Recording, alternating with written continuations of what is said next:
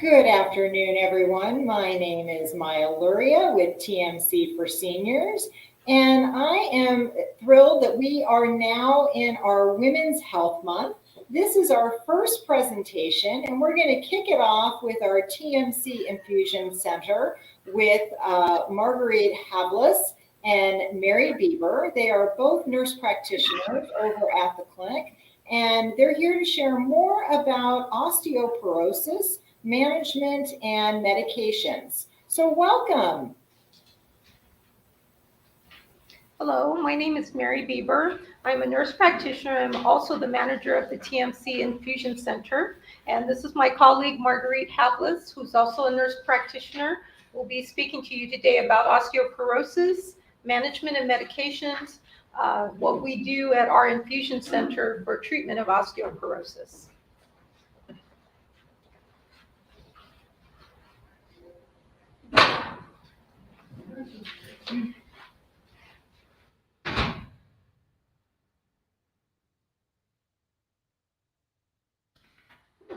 Okay. All right. All right. Well, hello. Thank you guys for coming. Mary and I are very happy to be here today to speak to you a little bit about osteoporosis. Osteoporosis is a disease state that creates weaker, more fragile bones. And we're going to talk a little bit today about the complications of that, mainly fracture. And fracture can reduce our mobility, our independence. It can reduce our quality of life. And so we're going to talk a little bit about who gets it, what it is, some complications, some things we can do in our lifestyle to help prevent or slow it down, and some treatments. So let's get started. Osteoporosis, what is it? Osteoporosis means fragile or spongy bone.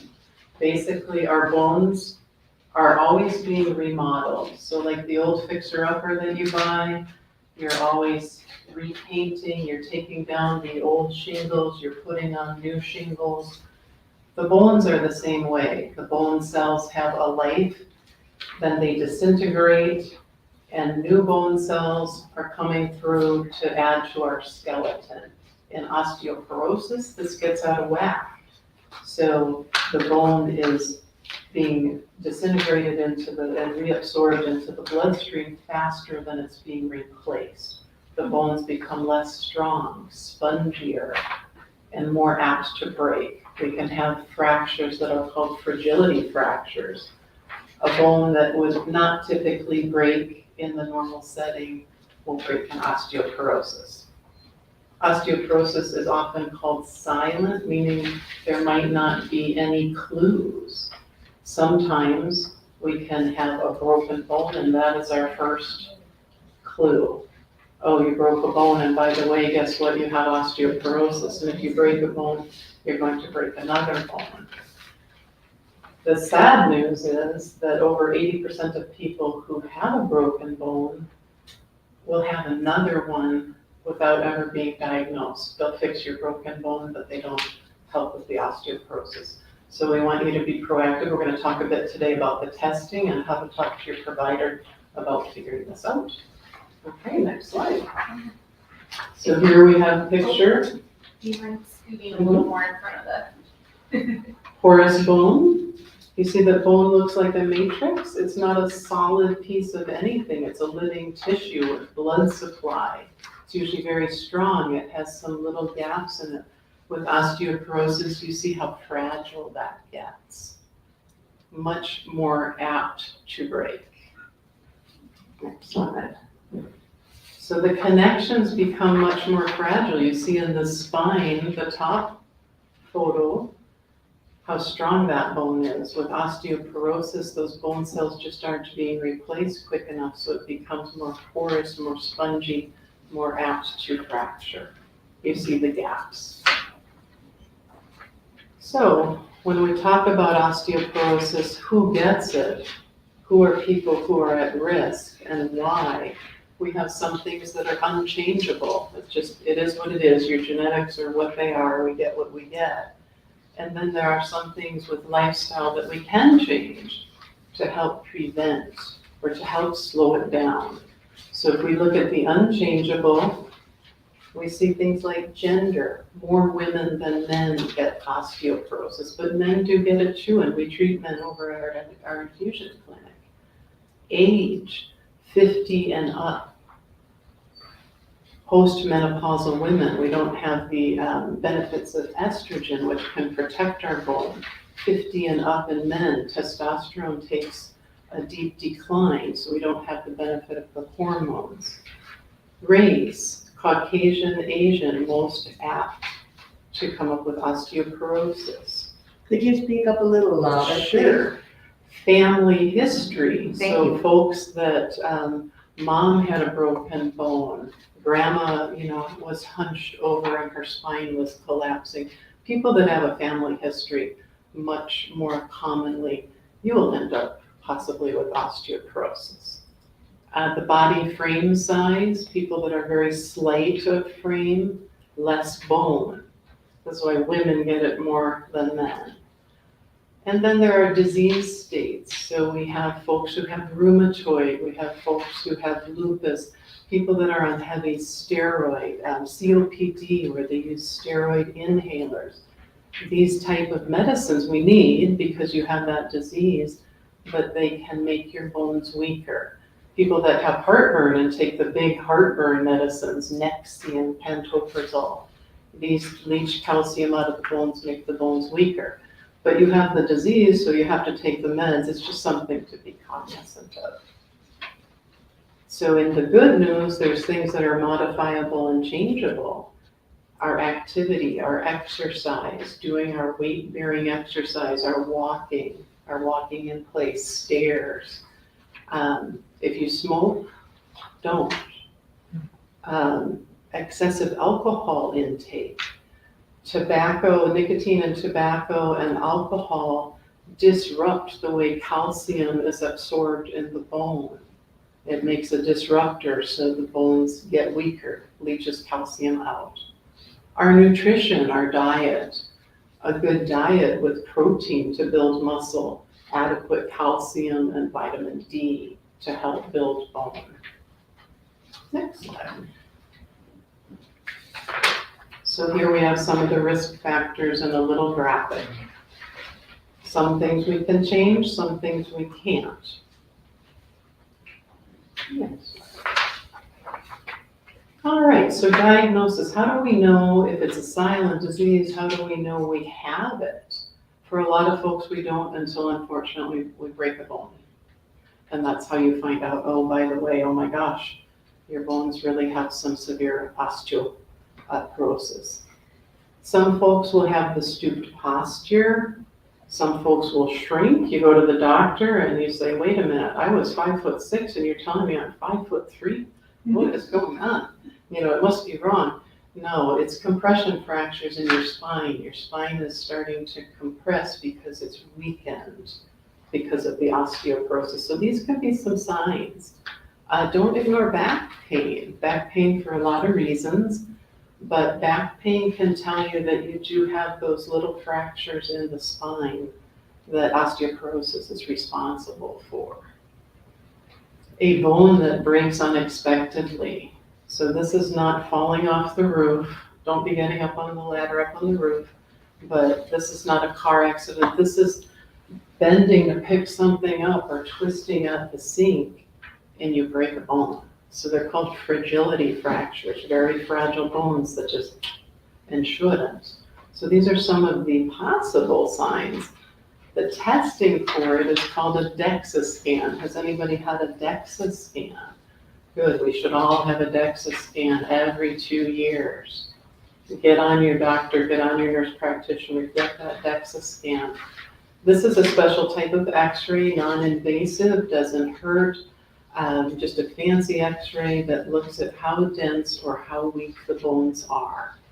And we do a lot of calculations with that data, and we come up with things called T-score and FRAC score. We want to know your propensity to fracture in the future. It can be low risk all the way to very high risk, and this helps us drive treatment. All right, here we have some complications, and I'm going to give you some numbers, and none of them is good. 1 in 3 women and 1 in 5 men, and some studies say 1 in 2 women and 1 in 4 men over the age of 50 with osteoporosis will break a bone. Okay?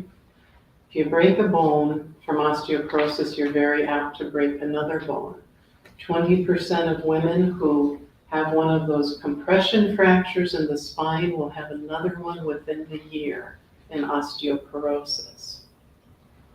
Even worse, 1/3 of people who break their hip, a year after they've broken their hip, they are still dependent on some help in the home for their mobility, for their function, for their independence, or they are in a facility that helps them. And 24% of people who break their hip within 1 year have died. So osteoporosis is serious. So get on your doctors, get the DEXA scan, okay? So basically, again, the back pain, don't ignore it. It could be a fracture. It could be a lot of things, but it could be one of those fractures. And if you've had a broken bone, that's your clue that you got to get checked out because you could break another bone. I just talked to a patient this morning for her osteoporosis treatment. She came to us and she had fractured her forearm from one of those falls. Just healed it, and 4 months later fractured again. So 1 broken bone can be the signal.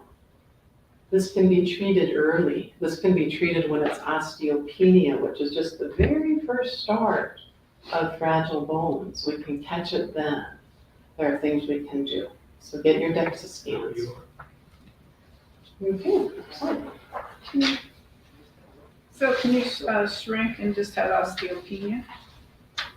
Second, Can you lose height and it only be osteopenia, not osteoporosis? you can, because one of the first signs is the weakening of the spine. The spine is very affected. So even an osteopenia. So some of the complications, the ones we worry about, of course, are fracture. Most commonly spine, hip, wrist, or forearm.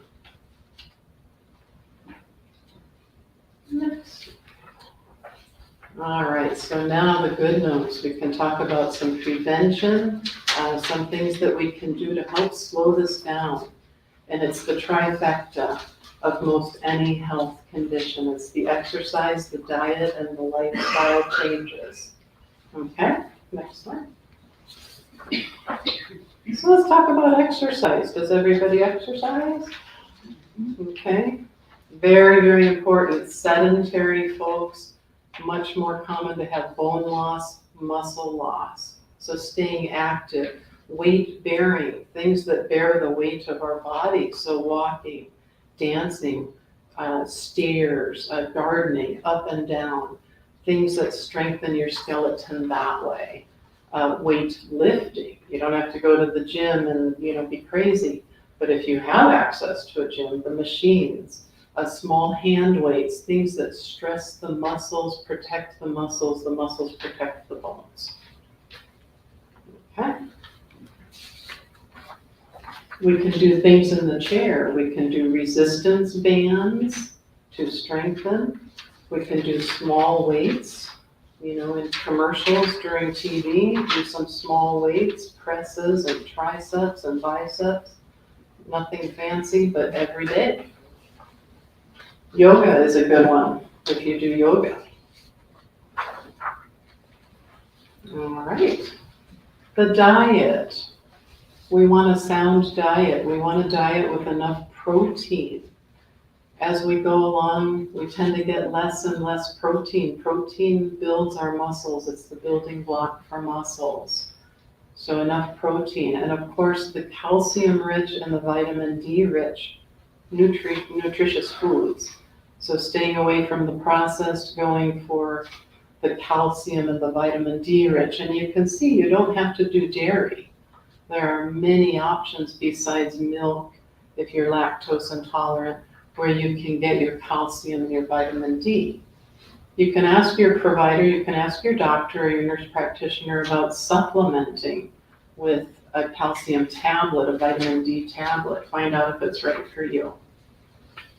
These are the building blocks for your bones. Lifestyle, all things that we can do. If you smoke, don't. Just plain and simple. The nicotine in tobacco disrupts calcium going into your bones.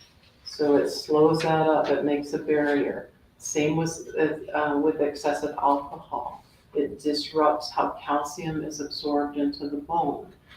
Both of those items also decrease healing and lengthen healing. So if you do break a bone and you're a heavy duty smoker or drinker, it will take you much longer to heal because it's disrupting blood flow. Remember, bone is a tissue, so it needs blood flow. So limiting, of course, caffeine, soda, caffeinated sodas, these leach calcium out right into the urine. They're diuretic, so you're peeing out a lot of calcium. Okay, so limiting, going easy. Of course, moving, we talked about exercise. Sedentary people lose the bone density quicker than those of us who are active. And then safety, prevent the falls in the first place. We talk to patients every day who fall in their homes, who fall in the bathroom, who trip over the rug, who are wearing the darn flip-flops and go down. So sturdy shoes, get rid of your throw rugs. Night lights, people get up in the middle of the night to use the bathroom and take a bad fall in the bathroom. The non-slip mat in the shower. All things safety, safety oriented. These are lifestyle changes we can make to help prevent these fractures. Make sure to get your DEXA. Ask your doctor, get your DEXA. All right, so medications, treatments, some of which we do over at Infusion Clinic. How many folks are on a treatment for osteoporosis? Okay, so there's oral, there's tablets, there's pills that slow down that remodeling of the bone, slow down the train. Some of the things we do over at Infusion are an IV form of that pill once a year. There are injections that are a bit newer, not brand new, but a bit newer. They're called biologic medicines. They're kind of smart medicines. They are injection. They go into your bloodstream and suppress the bone cells that want to absorb the bone so that the other bone cells can go in and create density. There are special injections for people who are very, very apt to fracture or who have fractured a lot. They're called anabolic injections, and these actually build new bone. So we have options. Don't let a provider tell you there's nothing they can do about your bones. So get your DEXA, and if it's appropriate, talk with your provider about what sort of treatment we can do. Alrighty. Are there meds that help build cartilage? That's a good question. Some people say collagen, some people say glucosamine, kind of the jury is out. As far as building cartilage, that's a different thing. It's not bone, it's a different structure. Ask your provider, see what they think. Some people are on the glucosamine. What was the drug that people were taking for osteoporosis that was causing spontaneous fracture of the femur? What was that one? So the bisphosphonates, the kind of the older ones like Fosamax, alendronate, the pills, there are some IV forms of it. The bisphosphonates, they found that folks who are on these drugs for a long time without a break, in very rare instances, the femur, this big bone in your leg, was fracturing. We have not seen that with Prolia, the newer injectables, But they advised folks who had been on them for a long time to take a holiday from the drug, to take some time off from the drug, because the bisphosphonates, the pills, they hold that bone density for quite some time because of the way they are absorbed into the bone. How long should you be on Fosamax, otherwise known as Alendronate? Jury's out. What? The jury is out. She doesn't know. It depends on if you are very high risk for fracture, if you're medium risk, low risk. If they're doing it just to kind of hold on to some density, we see between 5 and 7 years. But I would see if you're on it, ask if they want you to take a drug holiday or if the risk outweighs the benefit. For folks who are at very high risk, they may not want you to go off because your risk would be greater to break a bone than to have that very seldom femur fracture. Well, my doctor said that since my DEXA scales had hardly changed from the one preceding the one just now, she put me on Fosamax. She didn't even suggest anything else really. So maybe you could suggest to her, maybe you want to try something different. You know, try the injectables. Oh, yeah.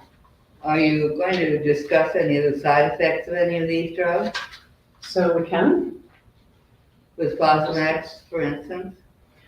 So the most common side effect with the bisphosphonates with the pills, like Fosamax, are GI upset. So a lot of folks will go off of them because they just can't stand the heartburn, the acid reflux. They're very hard on the GI system for some folks, and that's what gets them to make a switch. So are they hard on the entire system? Because I've had trouble with my intestinal tract since I was a teenager. They can be, and that is the reason that some How folks, do you know it's that, not something else? I mean. yeah. You don't know, Yeah. is that what you're saying? Mostly it's the upper, it's the upper GI Oh, because okay. they want to come back up, yeah. Okay. So time is bone loss, don't wait till you fracture, get your DEXA scan. If you haven't had one, get one, you can have one every 2 years. Nice to compare every 2 years. And know your options, that if the pill isn't for you, maybe the injection is. Work with your doctor or your nurse practitioner. Medicare says every 2 years. My doctor said they only paid every 3 years. Do you know what Okay, every 2 years. they do?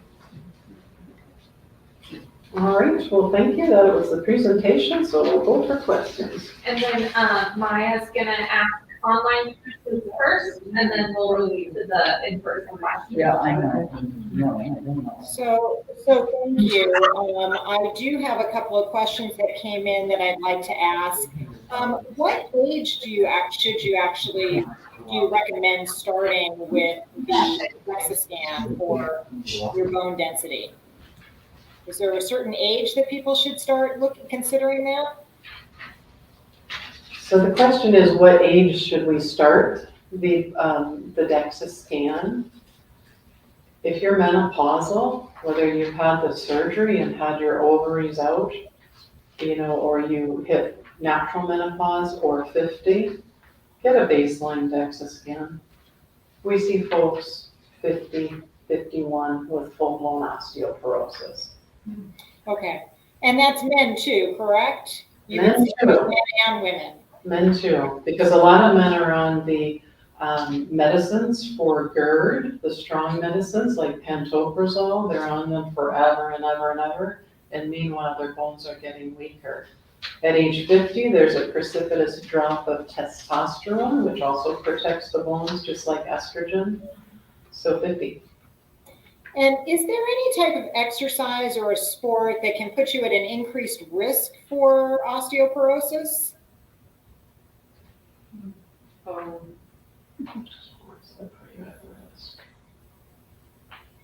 Anything in particular at all? It's a question that came in, I'm just not sure. I don't think anything that would accelerate osteoporosis. Certainly if you have full-blown osteoporosis, you have to be careful. I don't know if you want to be doing tackle football, because you might break something, things that are, higher risk for a trip and fall. But I don't think any sport that would cause an acceleration of osteoporosis. And maybe can you just let us know a little bit about the clinic, about the infusion clinic, and how does somebody make an appointment there? What do they need? Do they need a referral? How does that process work? Well, so to get into the infusion center, your doctor can send an order to us, and we will contact you so that we can get you in. Normally, with Medicare A and B, we don't need to have an actual referral or prior authorization. We do take several types of insurances. If you're on a commercial plan or if you're on a Medicare replacement plan, we would need to get an authorization from the insurance company before we could get you scheduled. But I think the easiest way, the first thing we need to get is the order from the doctor, and then we will take it from there and then contact you once we have all the stuff that we need. Generally, we're able to get you in relatively quickly. We're open Monday through Friday from 8 to 4:30. We're closed on the weekends and holidays. Also today I brought in some rack cards that are on the table over here, so it kind of tells you a little bit about what we do at the infusion center, because certainly we treat many things besides osteoporosis. And there's some cards there as well with the phone number directly to the clinic. So if you have any questions after today about whether or not you're interested in coming in or what medications we have available to treat osteoporosis, you could call and one of us would be more than happy to speak with you. Is that at the Dorado? Yes, so we're located at the El Dorado Health Campus, which used to be the old El Dorado Hospital. TMC has several departments that are on that campus. So the infusion center is in the very front of the campus before you get to the main entrance of the building. Great. And the phone number, just for everybody, I've got it scrolling across the screen, but it's 520-324-5090, and that's where you can call to request more information. I had one more question that came in before we turn it over to your in-person audience. Can you tell us more about the injectables or the infusions, what they cost, and does Medicare cover it? Also asking about the side effects and the effectiveness.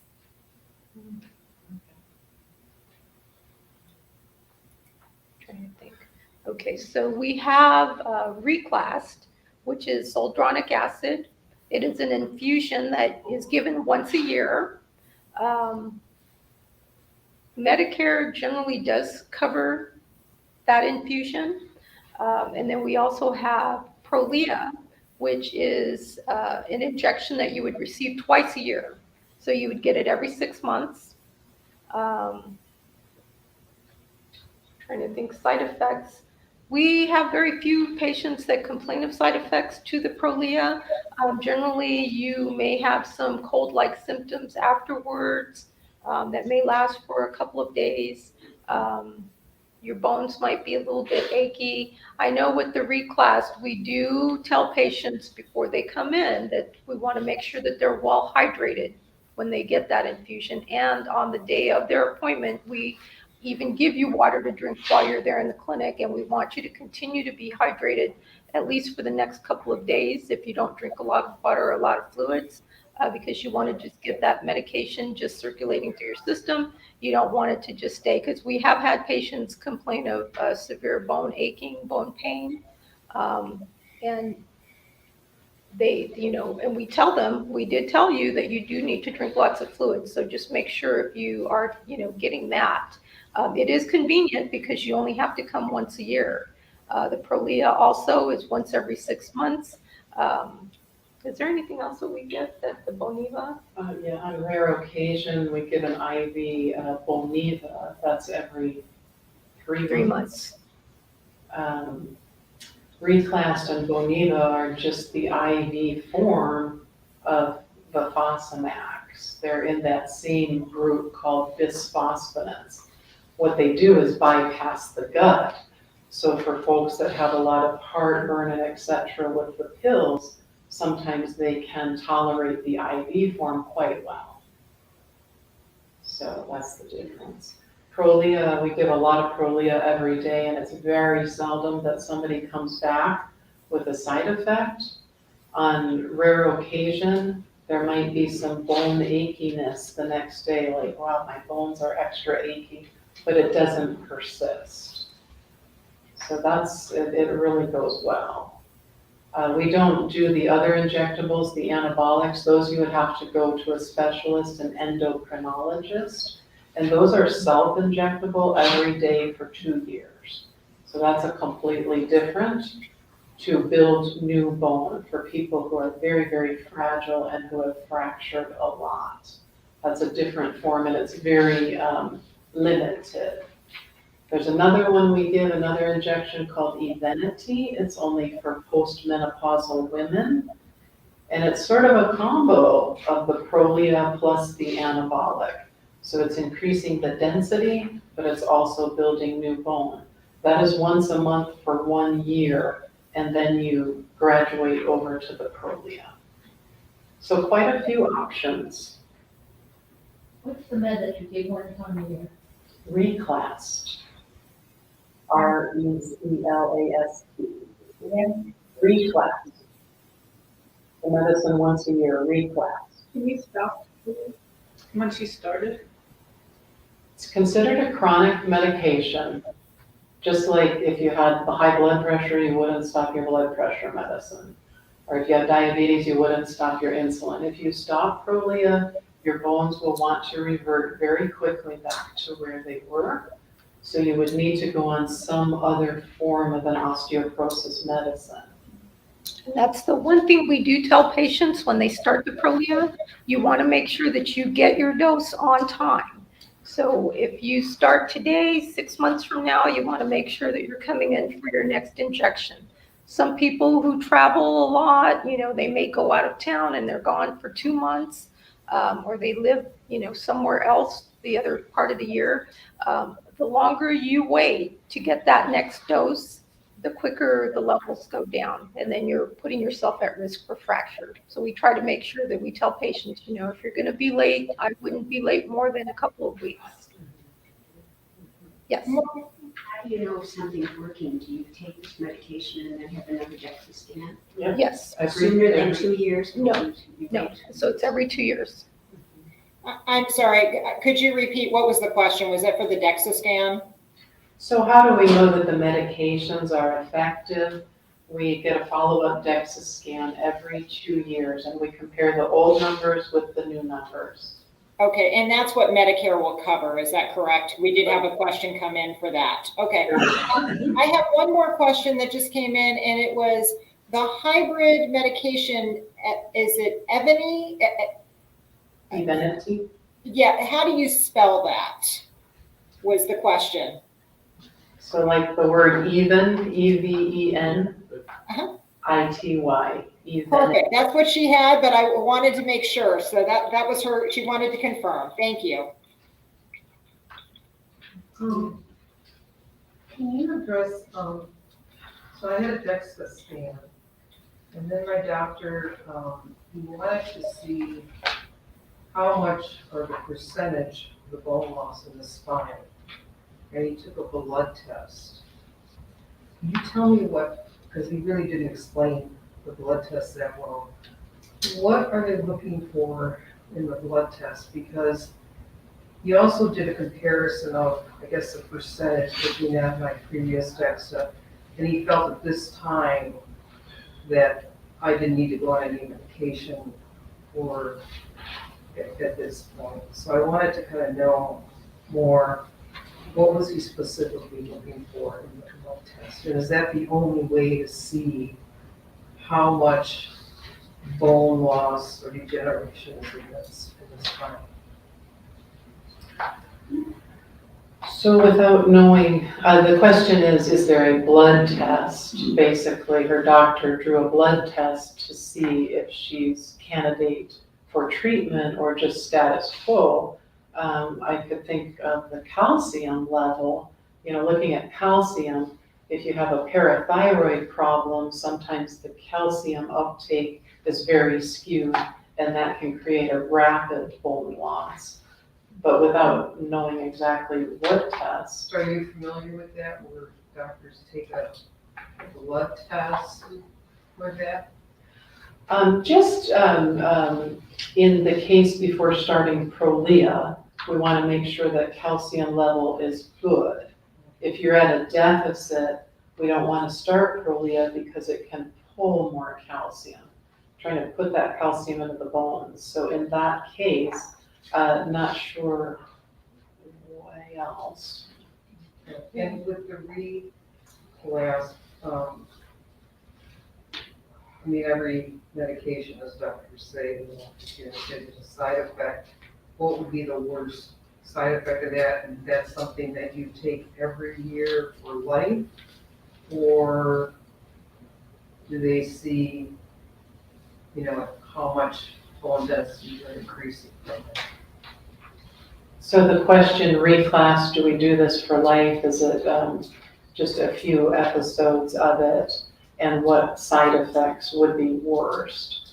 What we hear back from patients occasionally is a flu-like syndrome. Like, wow, I got ran over by a truck. I felt really cruddy for 48 hours. Rare, seldom, but it is mentioned in the literature, a flu-like syndrome. So a little elevated temperature, body aches, chills, and we suggest Tylenol. So that seems to be one of the more significant side effects. Folks that take reclass for a different reason, it's in a cancer situation, it's a much higher dose and it's more frequent than the once a year. Those folks can be more susceptible over time to a problem with the jawbone not healing. Not necessarily in the once per year. And it will depend on your doctor. Some order it for 3 years, some up to 5 years, and then it really has staying power, so that's about it. Which specialists specialize in osteoporosis? So which specialist to go to? I would start with your primary care because they're your primary care doctor, your internist. And if they are uncomfortable managing it, oftentimes they will send you to rheumatology, which is the bone and joints, or the endocrinologist, which is endocrinology. So we see a lot of orders come from rheumatology, endocrinology, but a lot of primary care as well manage the bones. So start with your regular provider and have conversation and go from there.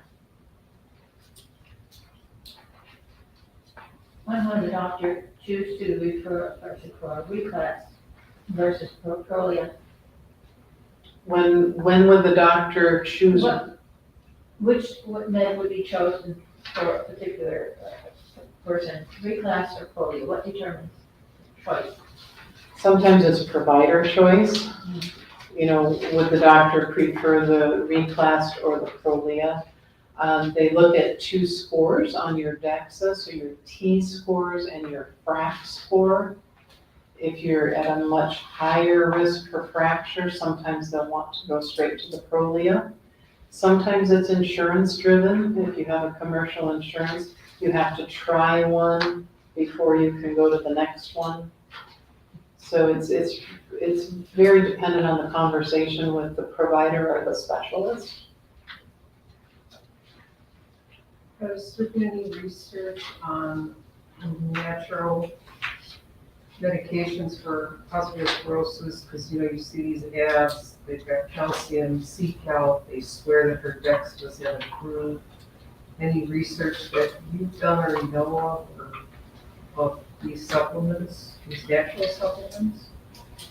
So there's kind of a lack of research on natural supplements in the US because there's no money to study natural supplements. They want to study the drugs. There's more European research, and certainly, calcium and vitamin D, they do recommend because those are building blocks of bone, whether it's going to reverse osteoporosis because it is a progressive disease state. It doesn't go back to normal would be kind of a good question. what role does an aromatase inhibitor play in bone health? So aromatase inhibitors, basically, like raloxifene, letrozole, anything that is suppressing the estrogen or the hormones, anything that suppresses that is of course suppressing bone, it's not helping bone.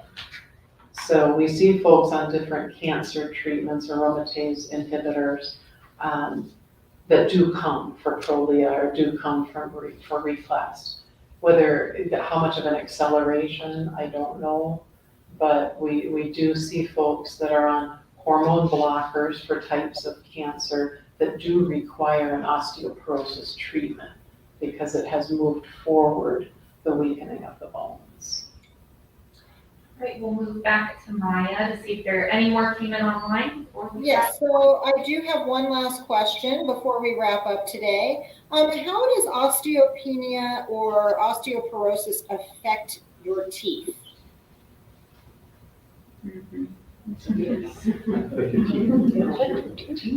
Your jaw, probably she means your jawbone. Your jawbone where your teeth are. So how do osteopenia or osteoporosis affect your teeth?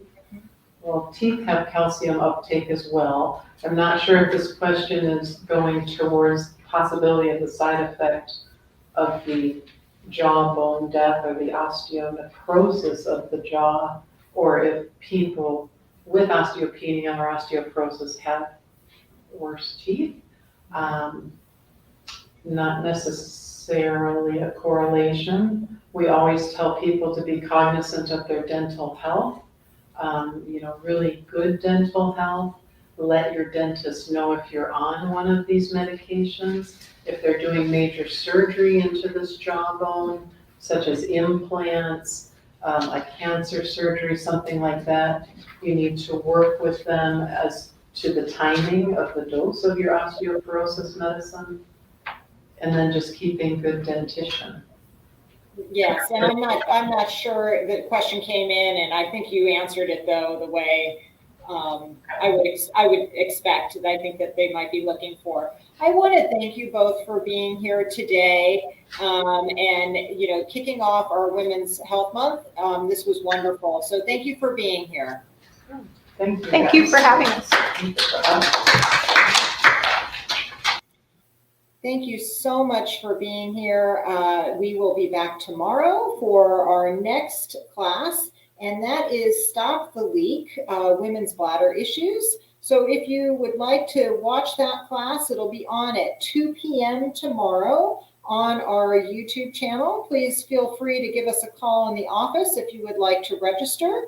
The phone number is 520-324-1960. Thank you.